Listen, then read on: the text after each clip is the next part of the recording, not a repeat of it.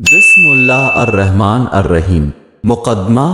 از قلم مائلی الشیخ علد کتور عبداللطیف بن عبدالعزیز بن عبدالرحمن الشیخ وزیر اسلامی امور و دعوت ارشاد نگرہ نون اعلیٰ مجمع المالک فہد خادم الحرمین الشرفین شاہ سلمان بن عبدالعزیز سعود حفظہ اللہ نے کتاب الہی کی خدمت کے سلسلہ میں جو ہدایات دی ہیں ان میں قرآن مجید کی طباعت وسیع پیمانے پر مسلمانان عالم میں اس کی تقسیم کے اہتمام اور دنیا کی مختلف زبانوں میں ترجمہ و تفسیر کی اشاعت پر خاص طور سے زور دیا گیا ہے۔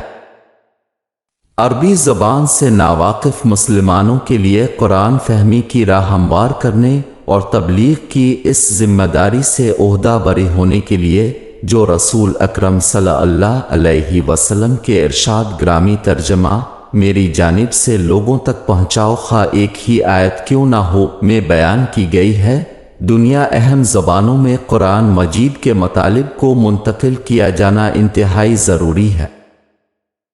خادم الحرمین الشرفین کی انہی ہدایات اور وزارت برائے اسلامی امور کے اسی احساس کے پیش نظر اردو دان قارئین کے استفادہ کے لیے قرآن مجید کے مطالب کا یہ اردو ترجمہ پیش کرنے کی سعادت حاصل کر رہا ہے۔ یہ ترجمہ مولانا محمد جوناگڑھی کے قلم سے ہے اور تفسیری حواشی مولانا صلاح الدین یوسف کے تحریر کردے ہیں۔ مجمع کی جانب سے نظر ثانی کا کام ڈاکٹر وسیع اللہ بن محمد عباس اور ڈاکٹر اختر جمال لقمان ہر دو حضرات نے انجام دیا ہے۔ ہم اللہ تعالیٰ کا شکر ادا کرتے ہیں کہ اس نے اس عظیم کام کو پائے تکمیل تک پہنچانے کی توفیق دی۔ ہماری دعا ہے کہ اللہ تعالیٰ یہ خدمت قبول فرمائے اور لوگوں کے لیے اسے نفع بخش بنائے۔ یہ ایک مسلمہ حقیقت ہے کہ قرآن مجید کا کوئی بھی ترجمہ خواہ کیسی ہی دقت نظر سے انجام پایا ہو ان عظیم معانی کو کما حقہ ادا کرنے سے بہرحال قاصر رہے گا جو اس معجزانہ متن کے عربی مدلولات ہے۔ نیز یہ کہ ترجمہ میں جن مطالب کو پیش کیا جاتا ہے وہ دراصل مترجم کی قرآن فہمی کا ماحصل ہوا کرتے ہیں، چنانچہ ہر انسانی کوشش کی طرح ترجمہ قرآن میں بھی غلطی، کوتاہی اور نقص کا امکان باقی رہتا ہے۔ اس بنا پر قارئین سے ہماری درخواست ہے کہ انہیں اس ترجمہ میں کسی مقام پر کوئی فرق گزشت نظر آئے تو ضرور مطلع فرمائیں تاکہ آئندہ اشاعت میں ان استدراکات سے فائدہ اٹھایا جا سکے۔ بسم اللہ الرحمن الرحیم۔ مقدمہ ترجمہ معنی قرآن مجید۔ تمہید: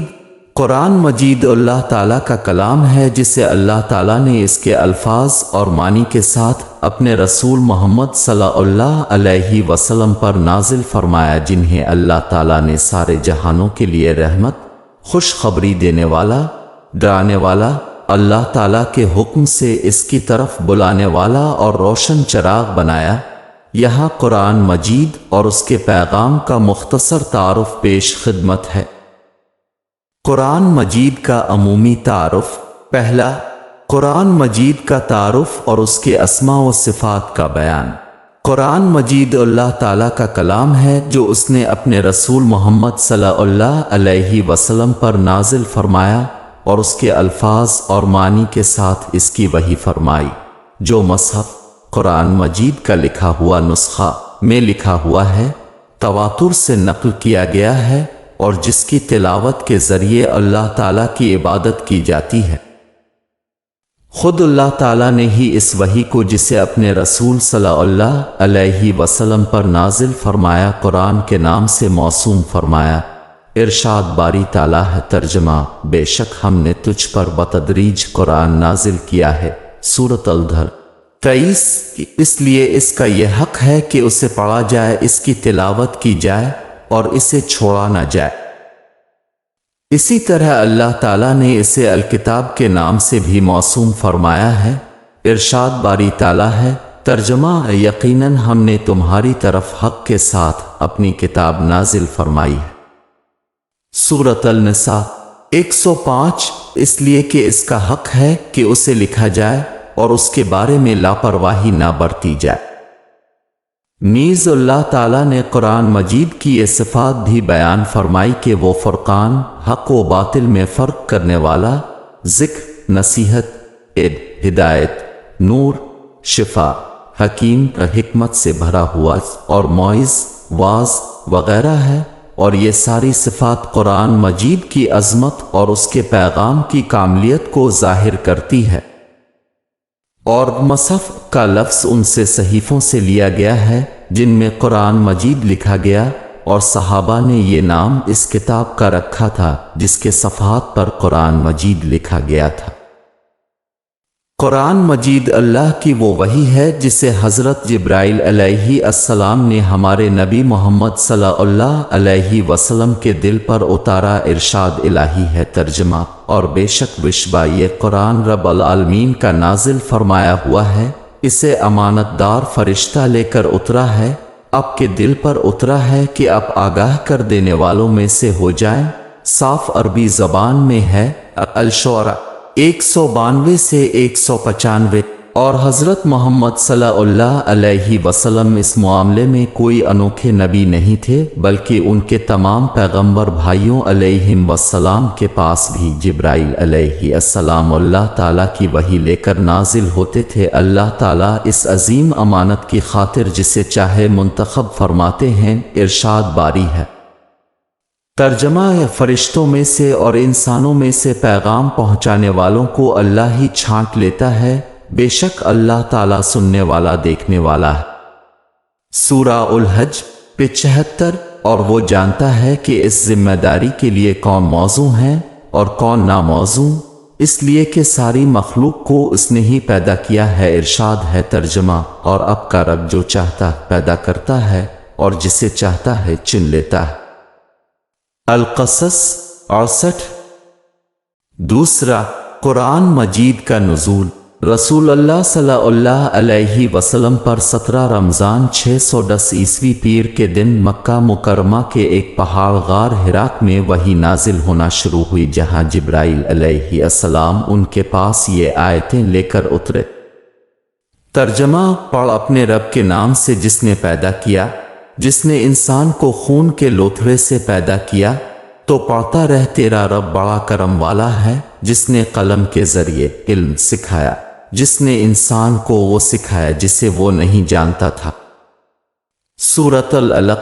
1 سے 5۔ اس طرح رسول اللہ صلی اللہ علیہ وسلم پر قرآن مجید کی آیتیں سب سے پہلے نازل ہوئیں۔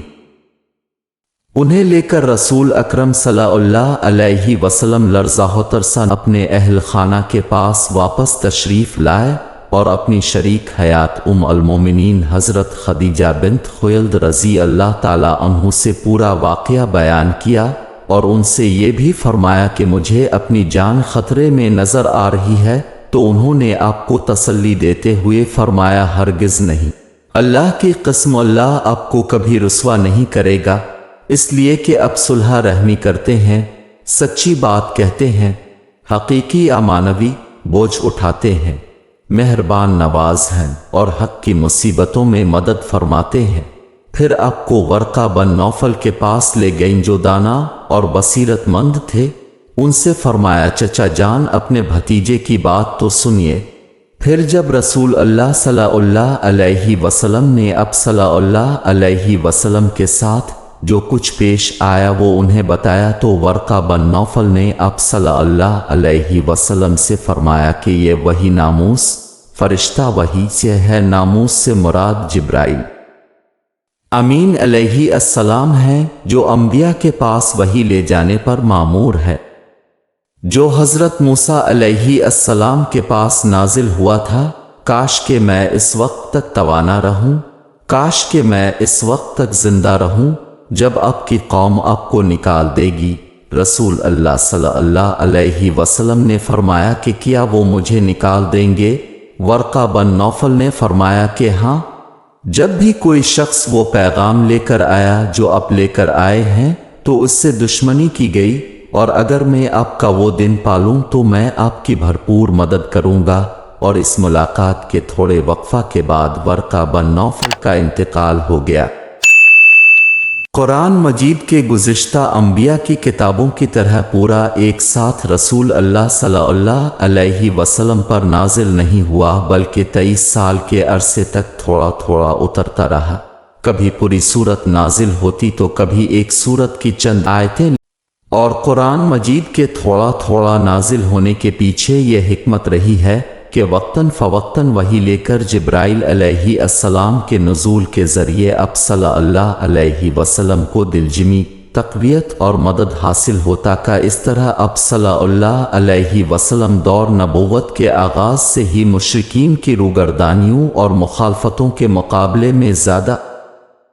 مضبوطی اور ثابت قدمی سے جمے رہ سکیں، ارشاد الہی ہے۔ ترجمہ: اور کافروں نے کہا کہ اس پر قرآن سارا کا سارا ایک ساتھ ہی کیوں نہ اتارا گیا، اسی طرح ہم نے تھوڑا تھوڑا کر کے اتارا تاکہ اسے ہم آپ کا دل قوی رکھیں، ہم نے اسے ٹھہر ٹھہر کر ہی پڑھ سنایا ہے۔ الفرقان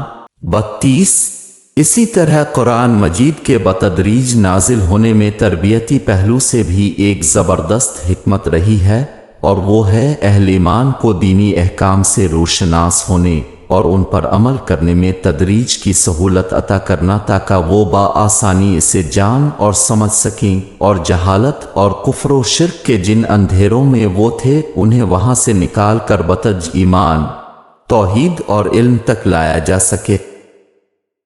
تیسرا، تدوین قرآن۔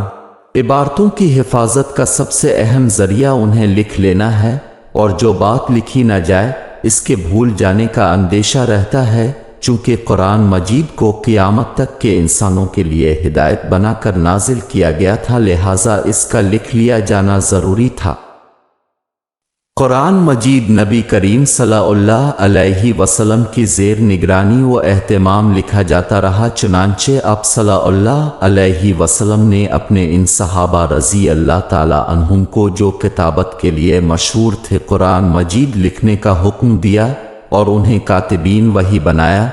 ان میں سب سے زیادہ مشہور زید بن ثابت رضی اللہ تعالی عنہ ہیں۔ تفسیر طبری صفحہ 28۔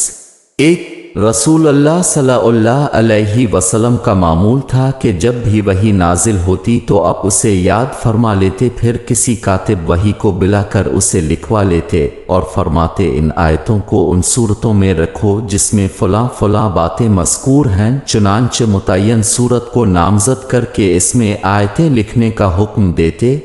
پھر صحابہ کرام رضی اللہ تعالی عنہم کو قرآن کے نازل شدہ حصوں کو سیکھنے اور یاد کرنے کا حکم دیتے، چنانچہ اس طرح مکمل قرآن مجید خود اب صلی اللہ علیہ وسلم کی حیات مبارکہ ہی میں چمڑے کی دستاویز نے لکھا دیا گیا تھا۔ جبرائیل علیہ السلام ہر سال ایک مرتبہ نبی کریم صلی اللہ علیہ وسلم کے ساتھ ایک دور فرماتے تھے، اور جس سال نبی کریم صلی اللہ علیہ وسلم کا انتقال ہوا اس سال 2 مرتبہ دور فرمایا، آیتوں اور صورتوں کی ویسی ترتیب کے مطابق جیسی وہ آج مسلمانوں کے ہاتھوں میں موجود قرآن مجید میں ہے، تاکہ اللہ کا یہ فرمان ثابت ہو جائے کہ ترجمہ، اس کا جمع کرنا اور آپ کی زبان سے پڑھنا ہمارے ذمہ ہے، ہم جب اسے پڑھ لیں تو آپ اس کے پڑھنے کی پیروی کریں۔ سورہ القام 17 اور 18۔ اور یہ بھی ترجمہ ہم تجھے پڑھائیں گے پھر تو نہ بھولے گا۔ سورہ العلا 6۔ چوتھا، قرآن مجید کے صحیفوں میں جمع کرنا۔ رسول اکرم صلی اللہ علیہ وسلم کی وفات کے بعد حضرت ابو بکر صدیق رضی اللہ تعالی عنہ نے قرآن مجید کو مرتب صحیفوں، کاپیوں میں جمع کرنے کا حکم دیا تھا کہ حافظوں کے وفات پاتے رہنے جن دستاویزوں میں قرآن لکھا گیا تھا ان کے ضائع ہو جانے کی وجہ سے قرآن مجید کا کوئی حصہ ضائع نہ ہو جائے، اور یہ ذمہ داری حضرت زید بن ثابت رضی اللہ تعالی عنہ نے انجام دی، اور ان صحیفوں پر نظر ثانی اور اس بات کے اطمینان کے بعد کہ وہ دستاویزوں میں لکھے اور سینوں میں محفوظ قرآن مجید کے عین مطابق ہیں،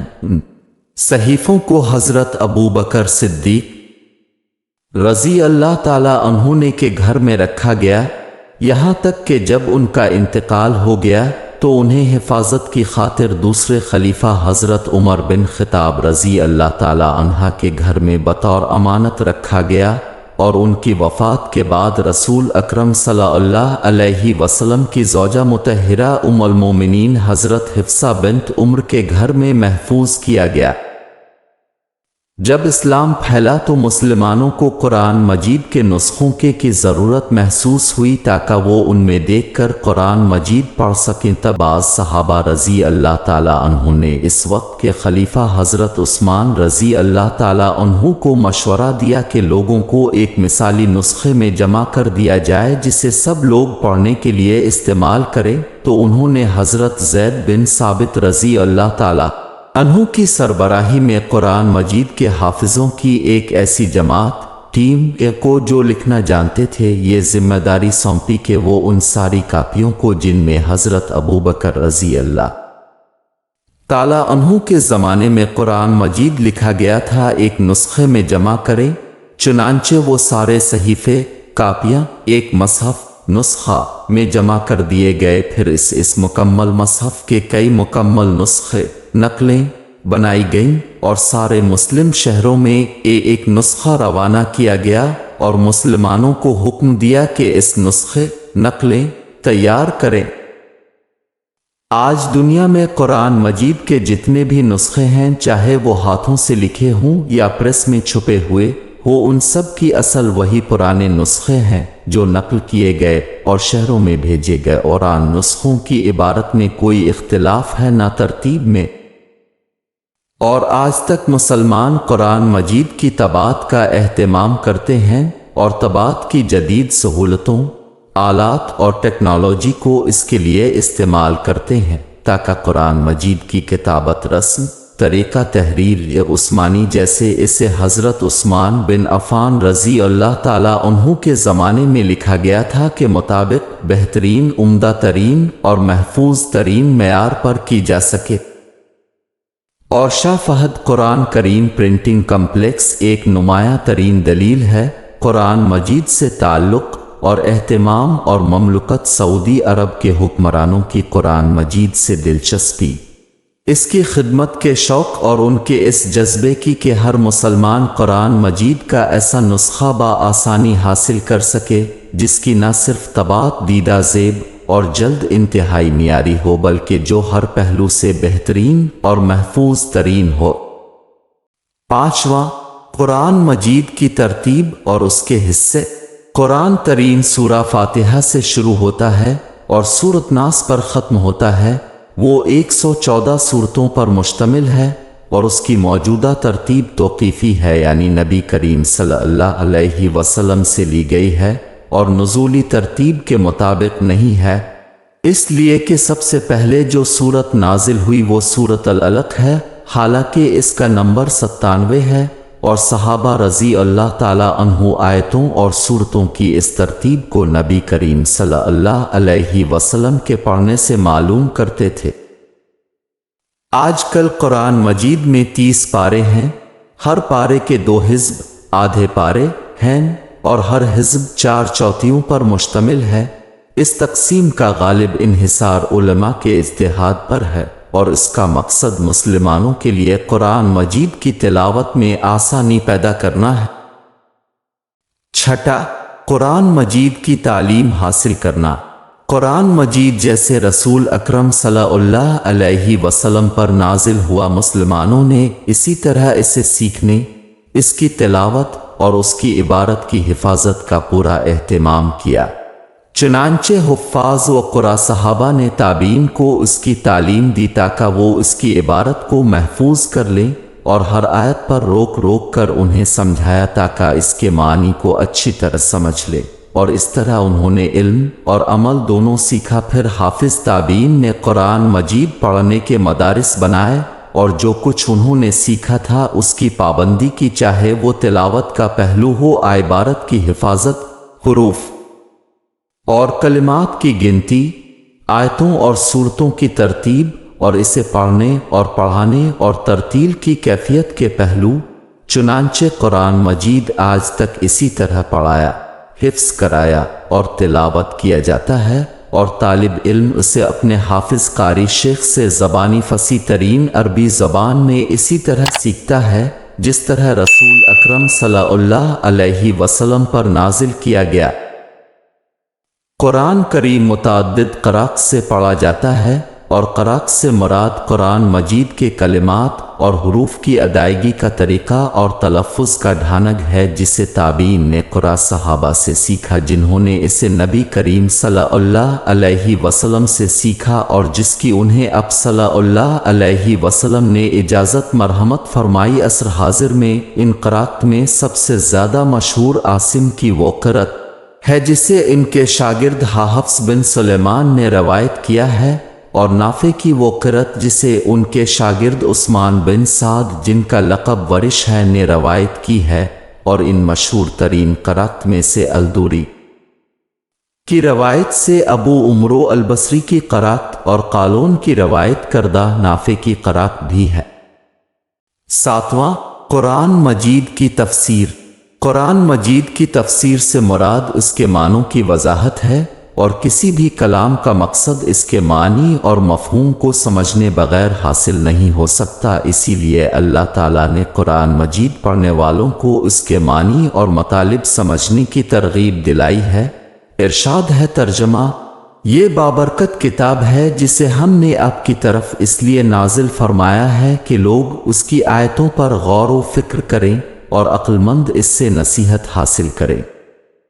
سورہ سواد 29 اور غور و فکر سے مراد سمجھنا ہے۔ صحابہ کرام رضی اللہ عنہم کو جن معانی کے سمجھنے میں دشواری پیش آتی رسول اکرم صلی اللہ علیہ وسلم ان کی وضاحت فرما دیتے، لیکن ان کی زبان دانی اور قرآن مجید کے ان کی زبان میں نازل ہونے کی وجہ سے انہیں قرآن مجید کی آیتوں کے معانی کو سمجھنے میں زیادہ سوالات نہیں کرنے پڑے، لیکن وقت کے ساتھ تفسیر کی ضرورت بڑھتی گئی۔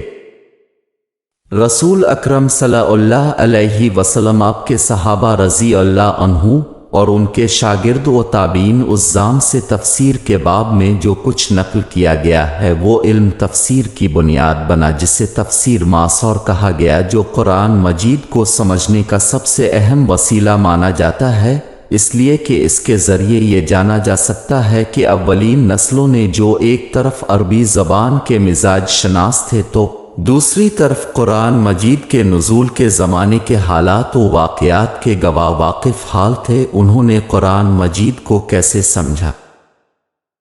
ایک تفسیر کی قسمیں۔ مفسرین کی علمی دلچسپیوں کے تنوع کی وجہ سے ان کے تفسیری روح جنت میں تنوع رہا ہے، چنانچہ بعض تفاسیر میں قرآن مجید کے لسانی پہلو کی وضاحت پر زور ہے، تو بعض نے فقہی احکام پر زیادہ توجہ دی۔ اسی طرح کسی نے تاریخی پہلو سے زیادہ دلچسپی لی تو کسی اور نے عقلی پہلو یا اخلاقی پہلو وغیرہ سے، اور اس بنا پر علماء نے تفسیر کی دو قسمیں کی ہیں۔ پہلی، تفسیر بالمعصور۔ اس سے مراد وہ تفسیر ہے جو رسول اکرم صلی اللہ علیہ وسلم، صحابہ کرام اور تابعین عظام سے منقول ہے۔ دوسری، تفسیر بالرائے بالا جہتد، جو صحیح علمی بنیادوں پر مبنی ہو۔ دو، تفسیر کے سب سے اچھے طریقے اور اس کے ضوابط۔ قرآن مجید کو سمجھنے کا سب سے پہلا ذریعہ تفسیر معصور ہے، اس لیے کہ وہ نبی کریم صلی اللہ علیہ وسلم اور صحابہ و تابعین جو قرآن مجید سے سب سے زیادہ واقف ہیں اسے منقول ہے۔ اگر قرآن مجید کی آیتوں کو سمجھنے میں مزید ایسی وضاحت کی ضرورت پیش آئے جو تفسیر معصور میں نہ ہو تو مفسر کو ان ضوابط کو پیش نظر رکھنا چاہیے۔ ایک، تفسیر معصور سے آیتوں کے جو معنی سمجھ میں آتے ہیں ان کا لحاظ کرنا اور ان سے متعارض کوئی بات نہ کہنا۔ دو، تفسیر قرآن و سنت میں وارد عمومی مطالب سے ہم آہنگ ہو، اس لیے کہ مفسر کے لیے یہ جائز نہیں کہ وہ ایسی تفسیر کرے جو ان مطالب سے متصادم ہو، اس لیے کہ قرآن کریم کی بعض آیتیں دیگر بعض آیتوں کی تفسیر کرتی ہیں اور ان سے متصادم نہیں۔ اسی طرح سنت بھی قرآن مجید کے اجمال کی وضاحت اور تفسیر کرتی ہے۔ تین، الفاظ کی دلالت جملوں کی ساخت اور اظہار بیان کے پیرایوں میں عربی زبان کے مزاج و قواعد سے واقفیت، اس لیے کہ قرآن مجید عربی زبان میں نازل ہوا ہے اور اس کے قواعد کی روشنی ہی میں سمجھا جانا چاہیے۔ 4، اس کی متشابہ آیتوں کو سمجھنے کے لیے محکم آیتوں کی طرف رجوع کرنا، اس لیے کہ قرآن کریم کی بعض آیتیں دیگر بعض آیتوں کی تفسیر کرتی ہیں، اور قرآن مجید کی اکثر آیتیں محکم ہیں اور ان کے معنی واضح ہیں، جبکہ بعض آیتیں متشابہت ہیں جن کے معنی سمجھنے میں بعض لوگوں کو التباس ہو سکتا ہے۔ محکم آیت کی طرف رجوع کرنے سے ان کے معنی اور مطالب واضح ہو سکتے ہیں اور زیادہ آسانی سے سمجھے جا سکتے ہیں۔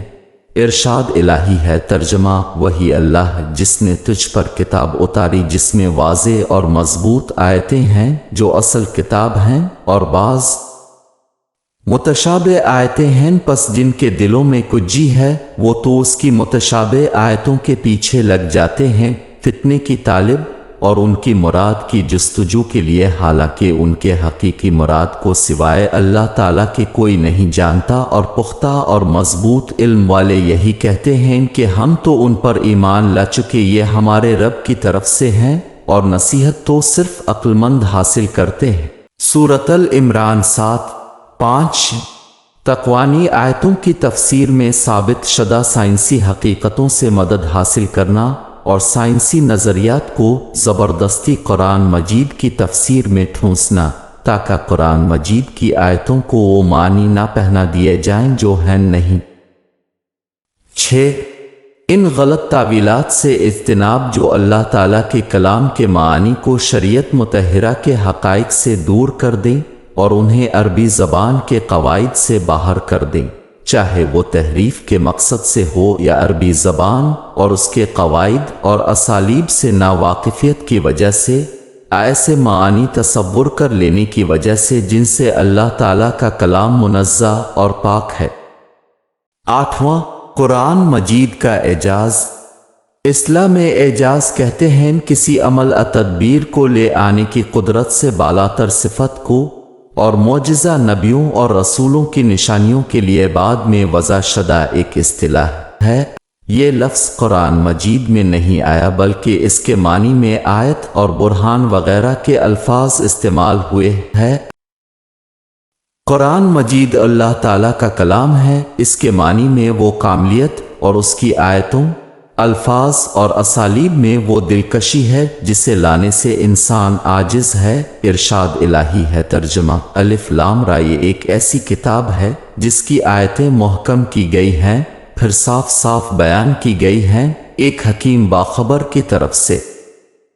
سورۃ ہود 1۔ مشرکین نے مختلف شبہات پیدا کر کے طرح طرح کے جھوٹ تراش کے قرآن مجید کے مصدر میں شکوک پیدا کرنے اور لوگوں کو اس سے پھیرنا چاہا، تو اللہ تعالیٰ نے چند آیتیں نازل کیں جن میں انہیں چیلنج کیا گیا کہ اگر وہ سچے ہیں تو اس پورے قرآن اور اس کی 10 صورتوں ایک صورت کے مانند کوئی کلام لے آئیں، لیکن وہ بے بس ہو گئے اور اس بات کا اعتراف کر لیا کہ قرآن مجید اگرچہ کہ عربی زبان میں ہے لیکن اس کی نقل کرنا یا اس کے مانند کوئی کلام پیش کرنا ممکن نہیں۔ ارشاد باری ہے، ترجمہ کیا یہ لوگ یوں کہتے ہیں کہ اپنے اس کو گھڑ لیا ہے؟ اب کہہ دیجئے کہ تو پھر اس کے مثل ایک ہی صورت لاؤ اور جن جن غیر اللہ کو بلا سکو بلولو اگر تم سچے ہو۔ سورۃ النس۔ اور قرآن مجید نے ڈنکے کی چوٹ پر واشگاف الفاظ میں یہ اعلان فرما دیا کہ سارے انسان اور ان کے بعد سارے جن بھی اس قرآن مجید کے مانند کلام لے آنے سے عاجز ہیں، اگرچہ کہ وہ ایک دوسرے کی مدد بھی کیوں نہ کریں۔ ترجمہ کہہ دیجئے کہ اگر تمام انسان اور کل جنات مل کر اس قرآن کے مثل لانا چاہیں تو ان سب سے اس کے مثل لانا ناممکن ہے، گو وہ آپس میں ایک دوسرے کے مددگار بھی بن جائیں۔ بنی اسرائیل 88۔ اور قرآن مجید معجزہ ہے اس لیے کہ وہ اللہ تعالیٰ کا ایسا کلام ہے کہ مخلوق کا کلام جس کے مشابہ نہیں ہو سکتا، اور وہ نشانی اور معجزہ ہے اپنے الفاظ میں، آیتوں میں، زبان میں اور ان فصیح و بلغ صورتوں میں جو اس میں ہیں۔ ان خبروں اور سچے واقعات میں جو اس نے ذکر کیے ہیں، ان احکام و مسائل میں جن پر وہ مشتمل ہے، اس کی شدید جذباتی نفسیاتی تاثیر میں، ان مبہوت کن سائنسی حقائق میں جن کا اس نے تذکرہ کیا ہے،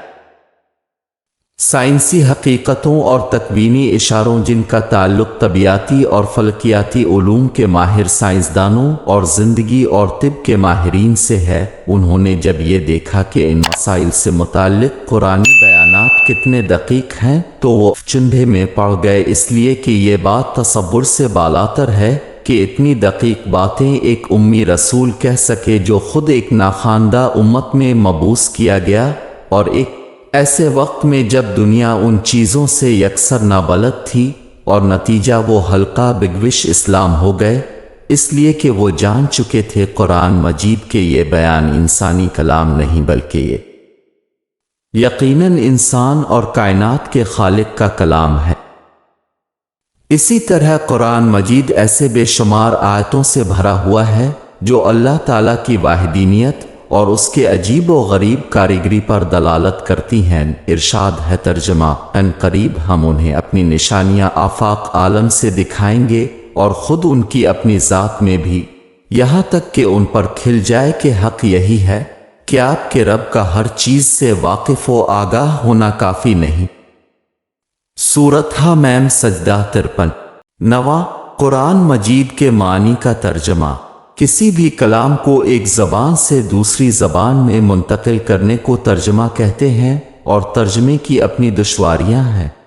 اس لیے کہ زبان تعبیرات عبارت کا ایک اہم تکوینی عنصر ہے، اور کسی عبارت کو ایک زبان سے دوسری زبان میں ترجمہ کرتے ہوئے اس کے اسلوب تعبیر کی لسانی دلالتوں کا کما حقہ ادا کر پانا آسان نہیں ہوتا۔ اگر انسانی عبارتوں کے ترجمے کا یہ حال ہو تو قرآن مجید کے ترجمے میں تو یہ دشواری کئی گنا بڑھ جاتی ہے، اس لیے کہ قرآن مجید اللہ تعالیٰ کا کلام ہے جو اللہ تعالیٰ کی جانب سے عربی زبان میں نازل کیا گیا ہے، اور جو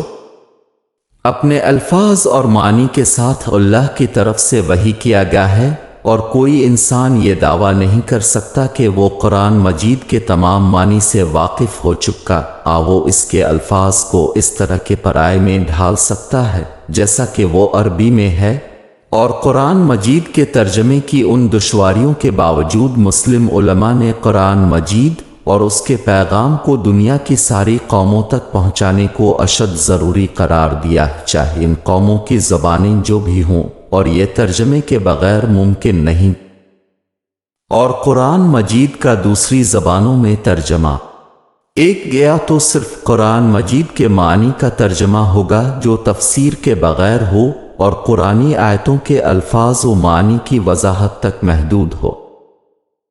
دوگا تفسیری ترجمہ ہوگا جو مثالوں اور اضافی وضاحتوں پر مشتمل ہو، تو یہ عربی کے علاوہ دیگر کسی بھی زبان میں قرآن مجید کی تفسیر ہوگا۔ اور قرآن مجید کے معنی کا ترجمہ چاہے جتنا دقیق ہو اور مترجم دونوں زبانوں میں چاہے جتنی دسترس رکھتا ہو اور آیتوں کے معنی سے چاہے جتنا واقف ہو، لیکن وہ ترجمہ قرآن نہیں کہلائے گا۔ اس کے دو سبب ہیں۔ پہلا سبب، قرآن مجید اللہ تعالیٰ کا کلام ہے جو عربی زبان میں اتارا گیا ہے، اور جو فصاحت و بلاغت کی انتہائی بلند چوٹی ہے، اور اس کی آیتوں کو عربی زبان کے علاوہ کسی اور زبان میں ڈھال دیں تو اس کا نام قرآن مجید نہیں رہ جائے گا۔ دوسرا سبب، ترجمہ قرآن مجید کے معنی کو مترجم نے جیسا کچھ بھی سمجھا ہے اس کا اظہار ہے، اور وہ اس پہلو سے تفسیر کی طرح ہے، تو جس طرح تفسیر کو قرآن مجید نہیں کہا جاتا اسی طرح ترجمہ ایک قرآن نہیں کہلا سکتا۔ اور قرآن کریم کے معنی کے ترجمے کے قابل قبول ہونے کے لیے ضروری ہے کہ وہ ان قواعد کے مطابق ہو جو علماء نے قرآن مجید کے معنی کی وضاحت کے لیے طے کیے۔ ساتھ ہی مترجم ترجمہ کو قرآن مجید کے تحریف شدہ معنی کی اشاعت اسلام اور مسلمانوں کے شاعر اور مقدسات کی توہین کے لیے ڈھال نہ بنائے، جیسا کہ متشرقین کے ترجموں بہت سے نام نہاد اسلام کی طرف منسوب میم ترجموں کا حال ہے، جن کے فاسد عقائد دین اسلام کے عظیم اصولوں کو منہدم کر دیتے ہیں اور اس کے صحیح عقیدہ اور روشنی شریعت کو داغدار کرتے ہیں۔ اس لیے شاہ